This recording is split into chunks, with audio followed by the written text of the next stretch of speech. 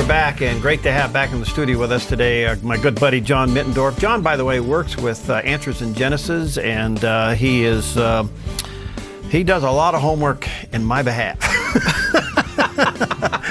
He studies when I can't. No, I really love this guy and the work that he does, and we are going to start a series that I think is going to be very impacting, and I hope that you will stick with us through these next several months. We're going to be dealing with the subject, is there really a God? Or how to know God exists. Oh, how to know God exists. Right, because yeah. you know what's interesting about that, John? We're even seeing some scientists now begin to bend a little bit on this issue. You know, Ben Stein went out and did his thing on Expelled. Expelled, No Intelligence Allowed. Yeah, No Intelligence. Great title, by the way, No Intelligence Allowed. And now you have the Ray Comfort CD, which, by the way, we're going to get some of those too, dealing with the subject. And I think of all the things that we deal with, apologetics obviously is the most desired topic that we deal with on the Dove radio and TV. But let's bring it down to real practical things. If you're sitting in a room with family and friends and the discussion of God comes up, can you defend your faith? Right. Does God really exist? Yeah, does he exist, right? You know. Yeah. In fact, I want to take this series, Perry, and raise the bar a little bit as I studied and prepared for it. I was amazed at the number of areas, items, fields that you can use to prove God exists. But I thought, you know, while I was reading, I thought, okay, so you prove God exists. What God are we talking about? Well, there you go. Huh? Yeah. Well, we're talking about the Christian God. Because, you know, if you go back into history, basically all civilizations recognized a God. The Egyptians, as an example, Ra was their God. You can go to the Greek culture. You have Zeus and, you know, and all the gods that were involved with that. You remember Paul, when he walked up to the area of the unknown God. They had all these statues to all these gods, but they had one empty one just in case they'd missed one. Yeah. And so history, civilizations in history have recognized there's a God, but as I said, what God are we talking about? Mm-hmm. And I want to talk a little bit about that this morning. I want to use this morning as kind of an introduction to this, and hopefully we'll get into one of the proofs of God exists. But then at the end of this series, I want to talk about who made God, because I think that question comes up just as much as, is there a God? Right. Okay, he's there. Where did he come from? Where'd he come from, see? And then lastly, and maybe this might be the biggest one of all, how do you know you're a Christian? Oh. Well, I go to church. I'm sorry. I got baptized. Sorry. Yeah, okay. What else? All right. I read John 3:16. That's a start. Did you apply it? No, there you go. Oh, okay. So that's just kind of an overview. And as you and I were talking before the show, when we do these shows, I normally have 7 notes for us. And then if we have multiple shows, what I do is I combine all the notes and make them available to the listeners. And by the way, the Dove listeners are fabulous because I get lots of comments at home when I give my email out. You know, great program, enjoy listening. I can use this, and that's what it's about. Is it a program, information that you can use? And so on this one, this is probably going to turn out to be, I don't know, maybe 15, 20 pages, because this one right here is close to 5 pages. But then what I want to do is I want to, on the notes we're going to make available at the end, we'll have part 1, part 2, part 3, part 4, and the dates that we aired these, so they can go back into the Dove video library and pull up the program if they want to watch the entire program. And by the way, this will be, for those who have watched on Roku, you'll see it archived there. If you go to the Dove website, it's archived there, so you'll be able to get that. And then online, we'll be posting these coming up, and you'll be able to download the notes. Well, you've got the high version model. You've got the color model. See, I've just got the old black and white model. So what can I say? It's lonely at the top, but you eat better. No, go ahead. Well, let's start. You know, and I just made the comment that down through history, most of your civilizations, even in Africa, in the wildest fields of Africa, they realize that there's a higher power somewhere. That's nothing new. But I think what's important about that, Perry, is recently you're seeing more and more of a push, and you and I have talked about this before, of removing God from America, which brings up an interesting point. If there's no God, why do we have to remove him? Yeah. Right? Right. But, you know, we've talked about that, you know, removing the 10 Commandments from public buildings and the motto, God we trust, being challenged. All that is being diluted. But something else I found interesting is atheism, and atheism is defined as there is no God. They don't believe there's a God. And you're starting to see a rise of, I'm going to say, atheism. Churches and more people are becoming atheists in this country. And I mentioned several minutes ago that I was in Iowa last week and just happened to be watching the national news, and they had a feature on atheistic churches in America. And, but there was no pastor. They were just all doing exercises inside the church because there's nothing to worship and nothing really to talk about, right? But you're seeing more of an atheistic approach, I think, in this country. If we remove God from this country and all the symbols of God, then what's to replace that? See, basically it's humanistic values and a humanistic viewpoint. And that's basically where evolution came from. How can we explain everything that we see around us, the earth, the universe, and life, and do it without God? Well, and that's evolution, you know, a humanistic approach without God. Also, you probably are aware of Dr. Richard Dawkins. Oh, yeah. Very, very famous thinker. Yeah. He's also a very famous atheist, and he has 2 current books, New York Times bestseller list. And they are The Blind Watchmaker and The God Delusion, which, not surprisingly, he wrote to prove no God. no God. And his newest book, which is The Greatest Show on Earth, is the same thing. And so you're just, I think, seeing a rise in popularity of atheism in this country, that how can we remove God from this culture and this country, which is to the church's detriment to a large degree. Well, there's a great attempt to do it. We know they're trying to be done politically through the court system. They're trying to do it through intimidation to the churches. They're certainly trying to do it through academia, and the list goes on and on and on. But we have found when the church is persecuted at this level, and that's not an excuse to fold your tent by any means, but when there is a persecuted church, there's usually a healthy church. Right. A good example would be the church, underground church, China, when they finally got in there, North Korea, and so on. They can't smuggle Bibles in fast enough, those countries, you know, but not here, not here. So I think then as you see God being taken out of our culture, you're starting to see a rise of atheism, or let's say substitute churches that don't really have any place for God. Then I think the question of, is there really a God, has become, I think, more at the forefront, like you said, in apologetics. Can I prove that there is a God? And if so, what does that mean? What does that mean? So, to start off, I thought, a good place to start when we use the term God, because in reality and spelling, and this is what I had a problem with, is these notes, because there's G-O-D, small letters, and then there's G, capital letter, O-D. When you say God, which God are you talking about? So I thought, why don't we start with the 4 basic primary religions in the world, which is Hinduism, Buddhism, Islam, and Christianity, and just define what God we're talking about before we launch That'd be into good. that. Let's do it. All right. Hinduism. And these are not in any particular order, by the way. Hinduism says that if you've been bad, you may come back as some type of an animal. Have you been bad or good? Marginal. Let's bring the staff in here and ask them. I'm redeemed. Good answer. We all are, right? I thought I'd come back as a duck in Lithia Park. I mean, after all, they'd pick you up and they'd send you up to Eugene, right? You're fed and you're in a beautiful place. Just kidding, folks. Okay, so you may come back as some type of an animal. If you've been good, you might, and the words are might. Okay. Come back as a prince. Wow. Okay? Hinduism, there is no God. Okay. Okay, so that's not a question. Buddhism denies that God even exists and embraces the concept of life and death are sort of an illusion. You see, you and I are an illusion. We're not really here, but we think we're here. Yeah, but why all the sacrifices and things in Buddhism? I haven't spent a lot of time. Well, I'm just curious about it. Well, it's probably, I would say, for inner peace. If you do something, even though it might be misdirected mentally, if you think you're doing the right thing, then you're more at peace with yourself. How's that for an answer? Okay. Stick with me. Hang on there. I don't know. Yeah. Islam. Yeah.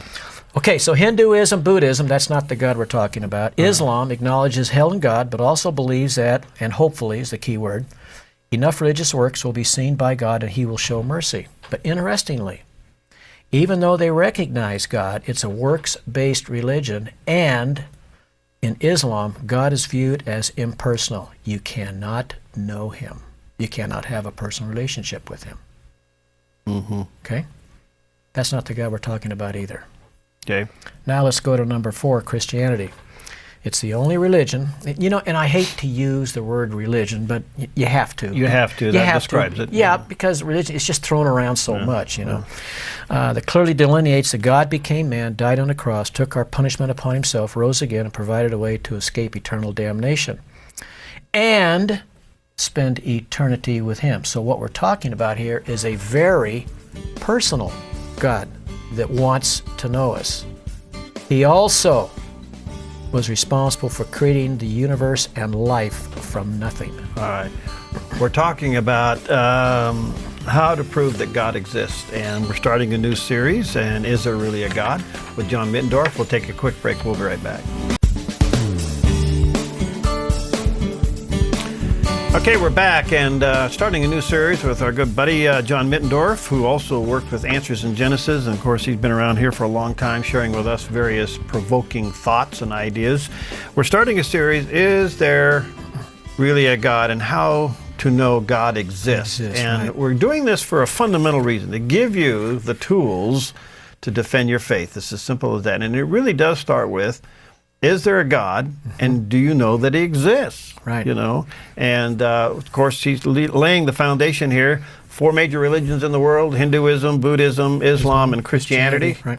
And Christianity is the only one that is, well, we'll call it a religion, but you know, says that God became man, died on a cross, rose again, right. Right. Took our punishment, and is also the creator of all things. and is also a personal God that wants to know us and spend eternity with us. Right. No other religion even comes close to making those claims, and yet the Bible is replete with those claims all the way through the Bible. In fact, it's interesting that Isaiah 44:6 says, in fact, let me read this so I get it exactly right. Isaiah 44:6 says, I am the first and I am the last. Apart from me, there is no God. Period. Okay. Period. But then comes the question, okay, prove it. Okay. Right? Yeah. So we're going to give that a shot. So I think to begin our discussion, Perry, is there really a God? Over the next couple of months, I want to cover 4 basic areas. Information, which is a technical knowledge. And you're probably thinking, what do you mean by information? Because we're talking right now, right? Creation, which is an intellectual knowledge. Conscience, which is a subconscious knowledge. Have you ever wondered where consciousness come from? That if we evolved, and I'm just jumping ahead here a little bit, if we evolved like evolution tells us, where did conscience come from? Evolution can't answer that question. Animals don't have a conscience. Only humans have a conscience. Why? And we'll get into that in a couple of months. Conversion, lastly, number 4 is conversion, experimental knowledge.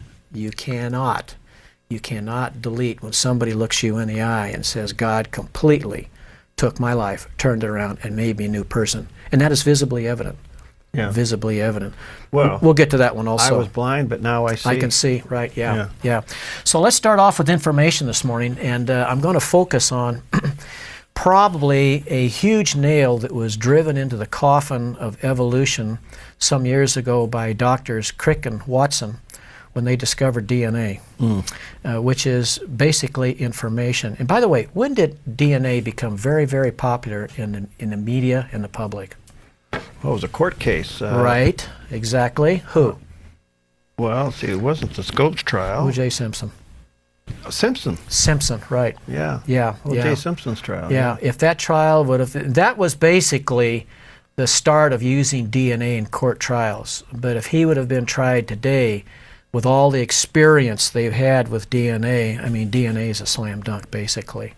Yeah, he'd have been found guilty, I think. I think back then there was still a little, we're not as sure as we are today, but yeah, today DNA is black and white. So what's interesting is accounts about our observable universe and world can be categorized as universally true, and as a result, they're referred to as laws of nature. I'm going to take you down a primrose path here just for a minute. And the laws of nature, as an example, would be first and second laws of thermodynamics, and you're probably familiar with those. Yeah. The first law says that energy can neither be destroyed or made from nothing. The second law of thermodynamics says everything is running downhill. Those are universal laws. Right. They don't change. And out of that, that means that those laws know no exceptions. They're unchanging, and they can be applied to unknown situations, which is kind of fascinating. So the second law of thermodynamics has been... Everything is running downhill. Has been the evolutionist's nightmare. Oh, you bet. But they ignore it. Well, of course. Academia does. Of course. You raise the rug and then you kind of sweep it underneath. But as a sure thing as the first and second law of thermodynamics or the laws of nature are, there is something that's probably as sure, if not more sure, and that's the category or the field of information, DNA. And when Watson and Crick discovered that, Darwin, years and years ago, back 1859, when Origin of Species was published, thought that the basic human cell was just a blob of protoplasm or jello. And today that's far from the truth. Probably one of the most intricate entities in the universe is just the basic human cell. So when the laws of nature are applied to information, we find the following characteristics. Now you got to stay with me on this one just for a second. A material, in other words, this table, the carpet, the wall, the cameras, cannot generate a non-material entity. In other words, they cannot generate our discussion, words, okay? Information is a non-material entity, okay? Information is a non-material basis of all program-directed biological systems. All biological systems operate on information, all of them, all life. There can be no information without a code. You have to have a code, Morse code. A lot of militaries use Morse code. We're using a code right now, which is what? It's words. In an orderly arrangement, not just a bunch of letters. Every code is a result of a free will. By free will, we're talking to each other this morning, okay? There can be no new information without an intelligent, well, in my case, I might have to say that there's... Yeah, right. There is an example. Anyway, there can be no new information without an intelligent, purposeful sender. And of course, you have to have a receiver also, correct? Any given chain of information can be traced back to an intelligent, purposeful sender. Do you agree with that? Yeah. Well, yes. Except in my case. No. Well, okay. Okay. Right. So now by applying that to information and the laws of nature, to the evidence for a God, we have what's called the code of life, which is DNA, which Watson and Crick discovered some years ago. And the DNA code is a genetic language that communicates information to every cell in all living things. All living things, okay? And we know today by science that it could not have arisen by accidental, undirected chance. Totally impossible. Correct, okay? And just as a quick side point, Perry, the amount of information in every human cell is equivalent to the information in 1,000 books of encyclopedia size. So basically what we're talking about, to assume that everything happened by random, undirected chance when it applies to a book, you're basically saying, well, one day, somewhere that the paper kind of fused together and then it kind of automatically got put in between a hard cover and a back, and then it was automatically bound, and then all these letters just kind of showed up on a page, and then somehow all of the letters arranged themselves in a readable, orderly code. Is basically what you're saying has happened to DNA from an evolutionary viewpoint. That all that, or let's take Mount Rushmore, over millions and millions of years, that all the rain coming down hit the mountains, and by erosion, and all of a sudden we have 4 presidents on the side of the mountain. You know, when you apply clear logic to what we're talking about, Perry, it's really easy. Yeah. It's really simple. So, I'm getting off on a tangent here for a minute. So, we know the DNA code is a genetic language that communicates information to a cell and is a prime representation of specified complexity. We know that information requires intelligence, and design requires a designer. Now you can see where I'm going with this one, right? Okay. As an example, it's absurd to consider the perspective of any written book, like we just talked about just suddenly appearing or coming out of nothing. It's totally impossible. So now let's apply the laws of nature to information from the preceding discussion we've just had. First of all, God exists. All forms of life contain a DNA code that is information. We know that. Okay? Therefore, there is an intelligent sender who put that code in every living cell, in every living being on this planet. Okay? Therefore, God exists based on the fact that that code far exceeds any human intelligence on that planet. That means that somebody, somewhere, an intelligent designer outside of this world, designed that code and put that code in every living cell to enable living life on this planet in this universe. Question, I know we're running out of time, but what does academia and basically the Dawkins and the atheists do with DNA then? They don't. They just don't talk about it. They just talk about everything else. It's like the old phrase, they dance around the mulberry bush. Actually, Dawkins, if you read his book, he makes light of it. He just says, well, what the creationists do or what the Christians do is they just tell you that a God who was there just created all of this stuff, and that's the easy way out. That's basically what Dawkins says. So, therefore, God exists as the designer of this intelligent information that allows all life on this planet. And by the way, DNA also completely refutes atheism. Did you know that? No. Well, because if there's no God, okay, then where'd the code of life come from to allow life to live on this planet? They can't answer that question. See, they just don't talk about it. Okay. They don't talk about it. So now, let's talk about a conclusion here just real quick. And I want to, and the notes we have here have a lot more information than we have. But I want to just conclude with two basic things that really grab my attention. Although this quote is not a biblical passage, let me give you this quote and just see how it rings with what we just talked about. About a minute. When you have for the first in front of you this 3.1 billion letter instruction book that conveys all kinds of information, DNA, and all kinds of mystery about humankind, you can't survey that going through page after page without a sense of awe. I can't help but look at those pages and have a vague sense that this has given me a glimpse of God's mind. Who said that? Francis Collins, director of the U.S. National Human Genome Research Institute that cracked the human genome. He's not a Christian. Okay. Basically, you're looking at the mind of God when you look at the DNA code of life that requires a sender and a receiver that will allow every life on this planet to exist. That didn't come from anybody on this planet. It had to be an outside intelligent source, God. Wow. All right, we're starting a new series, and stay in touch and check out the website. Of course, archive on Roku and on the Dove website. These programs, this is the beginning of how do we know God exists. We'll see you next time on Focus Today.